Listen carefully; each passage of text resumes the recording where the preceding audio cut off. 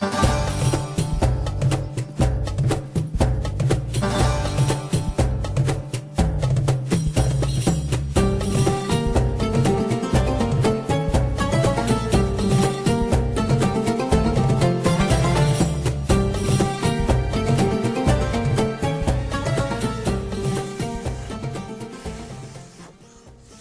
what are you doing?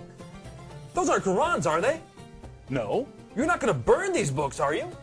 Well, the thought had crossed my mind. No! Don't burn these books. Books are filled with valuable information. Here, let me randomly pick one and open to a random page. Uthman sent to every Muslim province one copy of what they had copied and ordered that all the other Quranic materials, whether written in fragmentary manuscripts or whole copies, be burnt. Let me see that. Uthman ordered that all other Quranic materials be burnt. So there's already been a Burn the Quran Day. But why, Nabeel? I don't know, David. Perhaps one of these other books that are filled with valuable information can help. It's a good thing you didn't burn them. Let's take a look at one at random. Oh, here's one. Sahih Muslim. Abu Musa al-Ash'ari sent for the reciters of Basra. They came to him and they were 300 in number. They recited the Quran and he said, "You are the best among the inhabitants of Basra, for you are the reciters among them. So continue to recite it. But bear in mind that your reciting for a long time may not harden your hearts, as were hardened the hearts of those before you." Good. Wow! It says they had their hearts hardened. Well, what happened next? Let's keep reading and find out. We used to recite a surah which resembled in length and severity to Surah Barat. I have, however, forgotten it, with the exception of this, which I remember out of it. If there were 2 valleys full of riches for the son of Adam, he would long for a 3rd valley, and nothing would fill the stomach of the son of Adam but dust. And we used to recite a surah which resembled one of the surahs of Musabihat, and I have forgotten it. So this is saying that 2 chapters of the Quran are missing because Muslims forgot them. Let me see that. You're right. This is saying that 2 entire chapters are missing because Muslims forgot them. Hey, Nabeel, look at this. Ubay was the best of us in the recitation of the Quran, yet we leave some of what he recites. Ubay says, "I have taken it from the mouth of Allah's messenger and will not leave it for anything whatever." Wasn't Ubay the best reciter of the Quran? Yes! And wasn't he one of the best 4 teachers of the Quran? Yes! But he says stuff in his Quran that is not in this Quran. Let me pick a random verse from this Quran and read it. Surah 33, verse 6. The Prophet is closer to the believers than their own selves, and his wives are their mothers. Oh look, here's a footnote.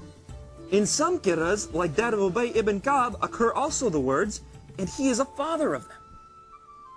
So Ubay, one of Muhammad's top teachers of the Quran, had words in his Quran that aren't in this Quran. But was he the top teacher of the Quran? Surely Zayd ibn Thabit, who put together the Quran we have today, was Muhammad's top Quran expert. Well, actually, Ibn Masud was the first name that Muhammad mentioned when it came to learning the Quran.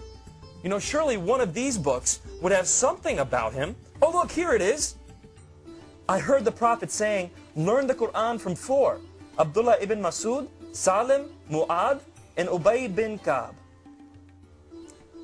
I wonder what Muhammad's top teacher of the Quran has to say about it. Let me pick up another one of these books at random.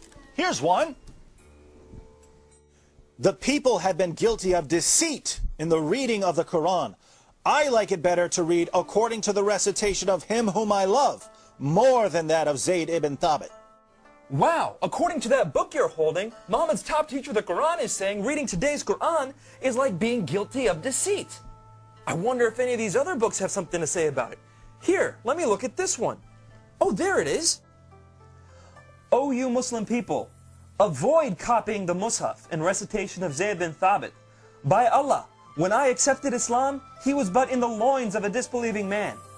And it was regarding this that Abdullah bin Masud said, "O people of Al-Iraq, keep the masahif that are with you and conceal them." So Muhammad's top teacher of the Quran says that today's version is deceptive and that we should avoid copying and reading it. But now I'm confused, Nabeel. Muslims have always told me that the Quran has been perfectly preserved right down to the letter and that the evidence proves this. That's what I was always taught. I'm sure one of these books will tell us that the Quran was perfectly preserved. How about that one? Let's see. It was narrated that Aisha said, "The verse of stoning and of breastfeeding an adult 10 times was revealed, and the paper was with me under my pillow. When the messenger of Allah died, we were preoccupied with his death, and a tame sheep came in and ate it?" The verse of stoning and the verse of breastfeeding? David, are these verses in the Quran? No! Then why not? Because Aisha's sheep ate them! David, we should read all these books and get to the bottom of this.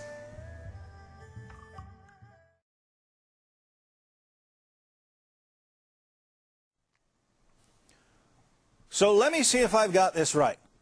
Muhammad died, and no one had compiled the Quran. The people who had memorized large sections of the Quran were sent into battle by Abu Bakr, and they were slaughtered. Muslims lost a ton of the Quran that day. Abu Bakr didn't want to lose any more, and so he had Zayd ibn Thabit put together what was left and compiled it into a manuscript. And soon thereafter, people started compiling their own manuscripts, and large disputes began to happen over what should be included in the Quran. Ibn Masud had only 111 chapters in his Quran, while Ubay ibn Ka'b had 116 chapters. And Zayd, who compiled today's Quran, only had 114 chapters. According to Muslim sources, entire chapters of the Quran were lost. Large sections of chapters have been lost. Individual verses have been lost. And in the end, Uthman put together what he could, put out his own official version of the Quran, and burned all of the evidence. Wow. Sure, I'm glad that no one burned this evidence. Nabeel, let's agree that we're never going to burn any book, no matter how much we disagree with it. Yes.